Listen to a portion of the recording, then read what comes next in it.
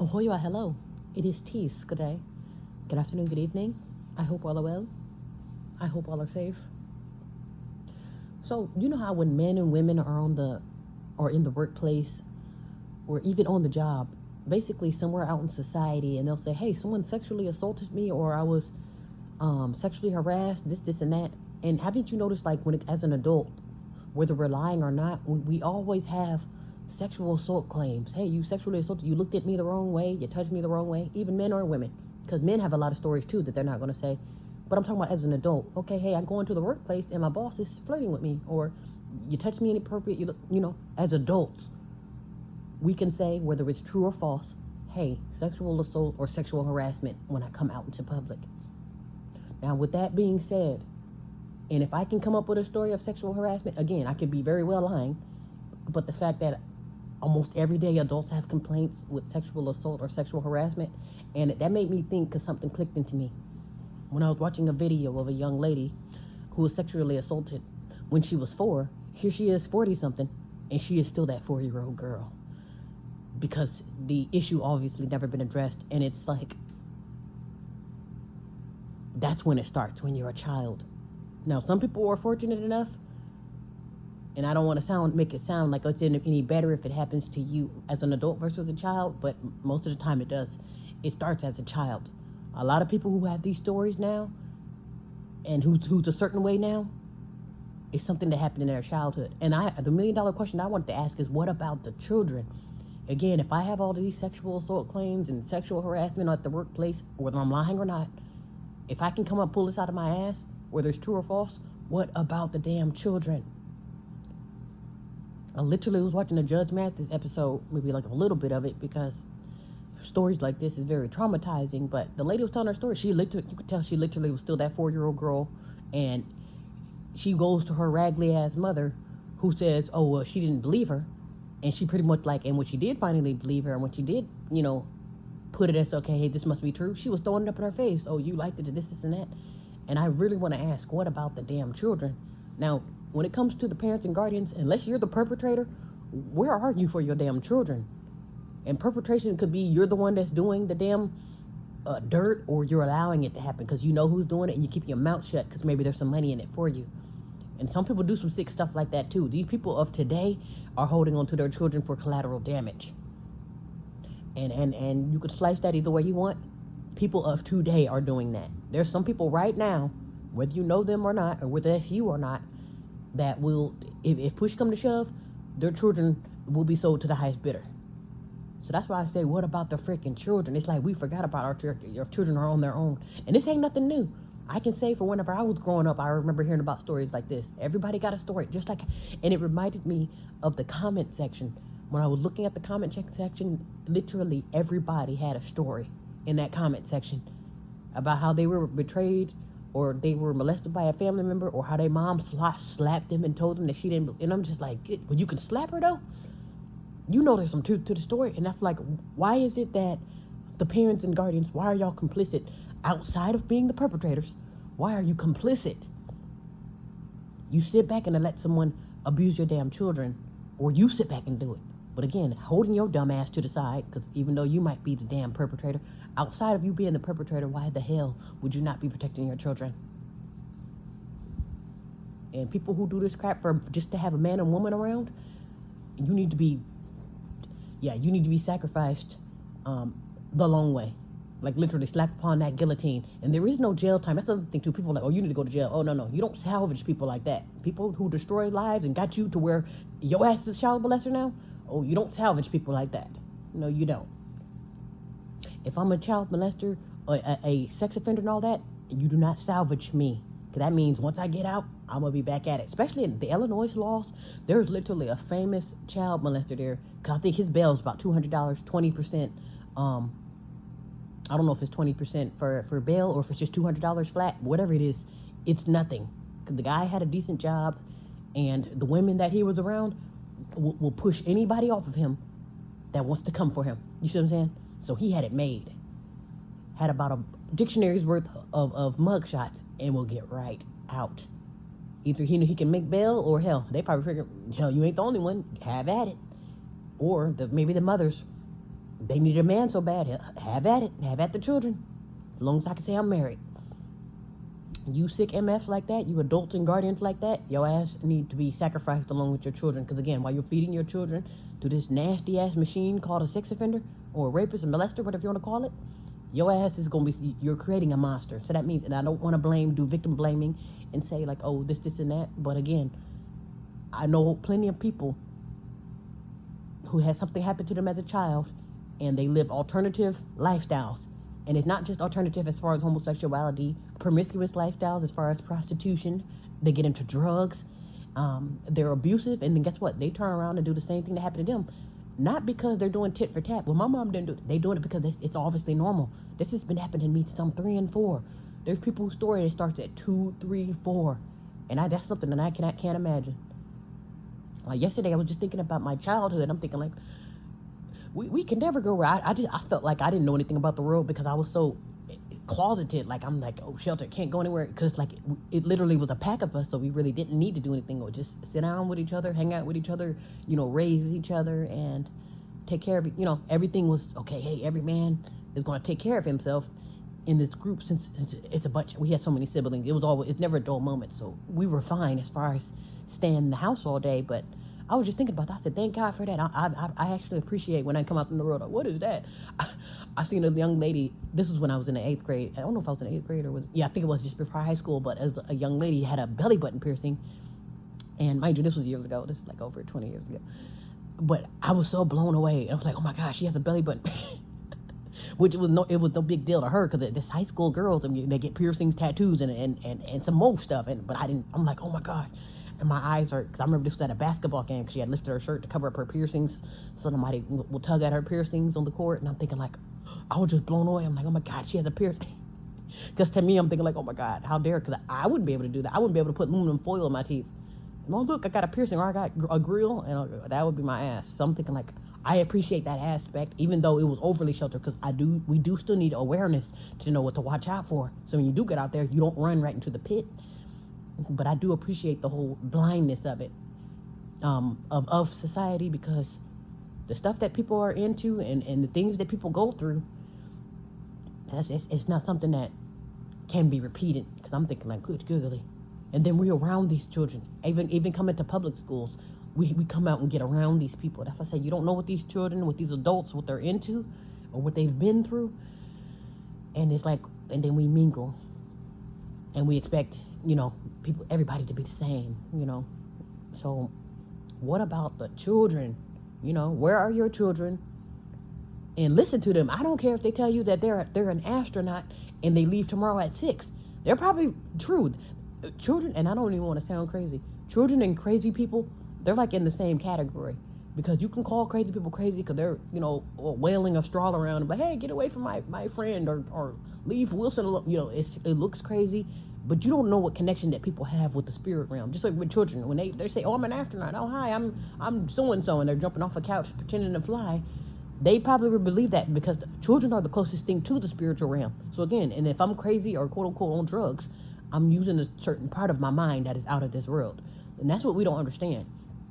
So again, if your child comes around, oh hey, I'm an astronaut, leave tomorrow at 6. He's probably on to something. Probably are traveling up out of here, but you don't know, because you slap him in front of a damn tablet, or your ass got better things to do, or you got a job to work for $10 an hour, so you can care less what your children are into. Yeah, so people these days don't know what the hell their children are into. You don't know where they're at, who they're meeting up with. That damn interview with DJ Academic should have been an eye-opener to everyone. And which parents, I can't imagine you caring any more because than what you already do. Because again, if you have a child that's 15, 16, 17, or you at that point you're an older child, so they could care less what you're into at that point. But that should be an eye-opener to all parents, to monitor what the hell your children are into, especially when they feel like, well, you're not going to care, or you're not going to say anything, or you're just going to, I tell you I'm going to bed, you're going to believe it? And really, they went out through the window, they're out partying, they're in a whole other country, and you wouldn't know, because you could give a damn.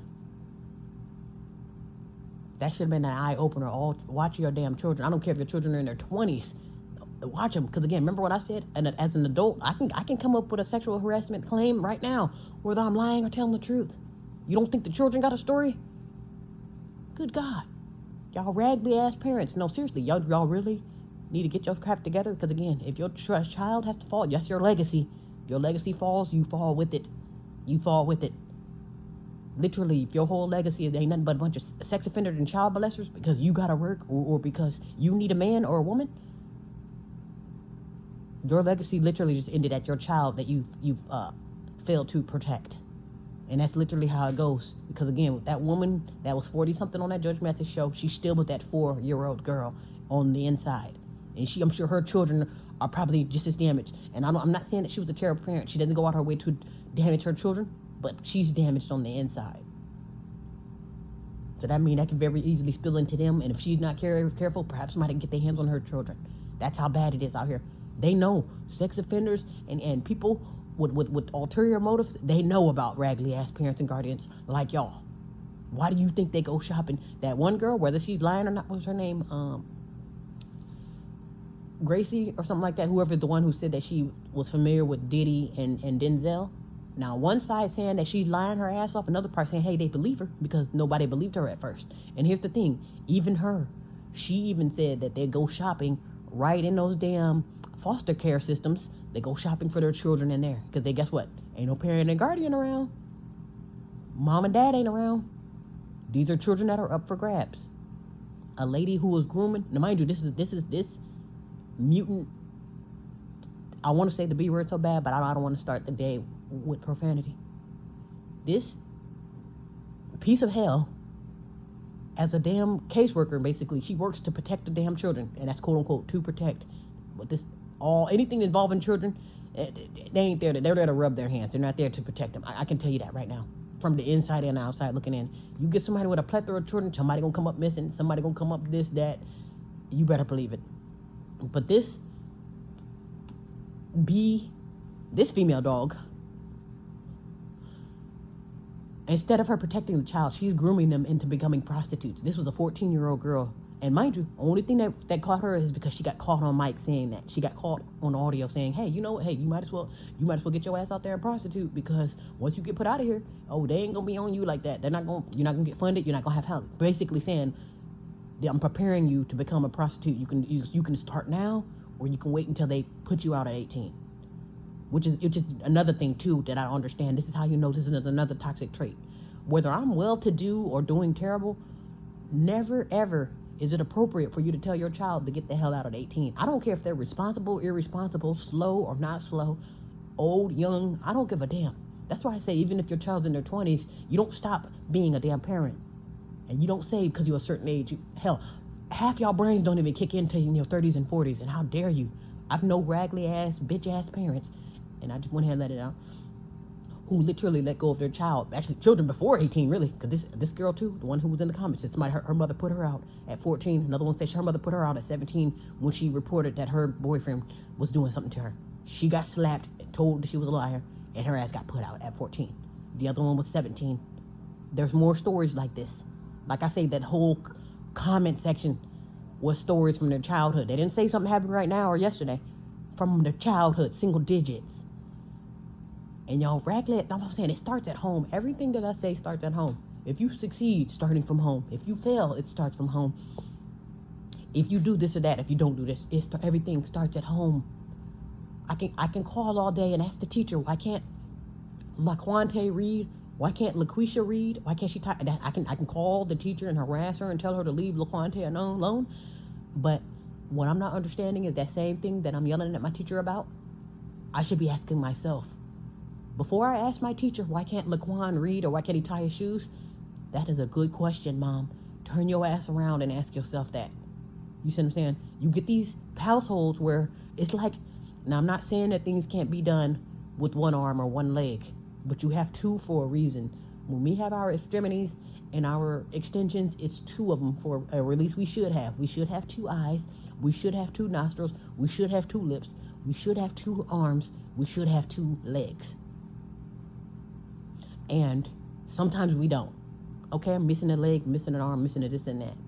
Okay, so without it, that means either that one arm, that one eye, that one leg is either going to be working harder, or its surrounding extremities are going to expand to help pick up the slack.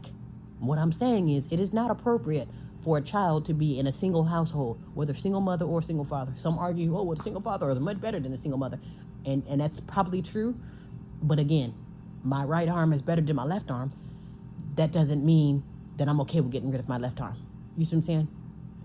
So what I'm saying is, children, they do need a village, a trusting village. There's literally people who literally have the gumption and the means and the ability to protect their children, but it's like they're not. Like I say, some of these people are saving their children for collateral damage. It's like literally in the back of their head, if times get hard, your ass is getting thrown on that seller's block. And this is the nasty naked truth. Literally, there's parents right now, and you could probably call them right now, who have their children will be collateral damage if things keep getting weird and things keep getting out of control these days. Again, if you want to keep your house, car, rent, whatever that is, that people are dying to hold on to, food, whatever it is, there will come a time where there are certain parents who, if shit gets hard, your ass will be getting sold to the highest bidder. They're using their children as collateral damage, because right now that's the only thing of worth that they have. And you better believe, on a regular day, people's children are getting, let me shut up. All I'm asking is, what about the freaking children? I can care less about what you men and women are going through as far as your raggedy ass men and women, because I can get on here, oh, these raggedy men ain't shit, or these this and that. All they want to do is flirt on the workplace. I got all of these testimonies, but again, what about the children? At this point in our adult life, we can shut the hell up and we can go to a devil's hell, to tell you the truth. As adults, any adult, man or woman in this world, the way this world is looking, we all, well, actually, no, y'all all. Y'all don't, I am set apart. Y'all all qualify for a devil's hell. Literally, y'all all got pre-ordered seats to hell. And you can say, what? Not me. I pay the bills. I'm great. Yeah, you're the only one with that testimony, is what I'm saying. If we look around in this damn world, the children are effed up. Don't nobody, that's what I'm saying. What about the children? And I shouldn't have to yell this from the mountaintop. What about the children? Again, I can complain all day about what's going on with me, this and that. What about the children? Who's speaking out for the children? Who's protecting these damn children? Who's speaking up for the damn children? My goodness. This is what makes me see red. Because again, our priorities are so effed up. We could care less what our children are into. Could give a damn about where they're at, what they're doing. And then have the nerve to think that we're going to skate off into the sunset. No, your ass is going to skate off into the abyss. Anyway, be well and be safe.